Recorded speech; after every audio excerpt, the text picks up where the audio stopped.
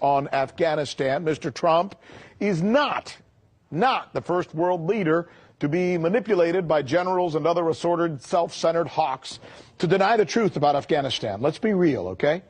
If history has taught us anything, it is this.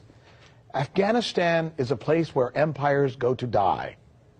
Afghanistan has been invaded by the Persians, the Greeks, Arab Caliphate, the Mongols, the Sikhs, even the Romans tried to conquer the region. Almost all of them ended up wishing that they hadn't done that. Almost all of them ended up wishing that they hadn't even tried. The British were convinced that Afghanistan would be a piece of cake.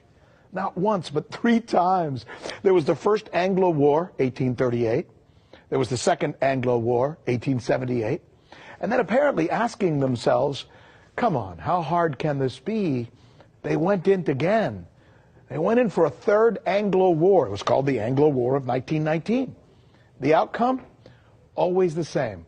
The British got their fannies handed to them. And it was the beginning of the end, really, for the British Empire, right? Then there's the Russians. They, too, got their butts kicked in what they believed would be a very necessary and short-lived intervention. It ended up being anything but. In fact, it was a horrible mistake, admittedly, which turned out to be a major factor in the dissolution of the Soviet Union and communism. Why? Well, because it led to protests in parts of the old Soviet Union, similar to what the United States experienced with the Vietnam War. And now, by golly, it's America's turn.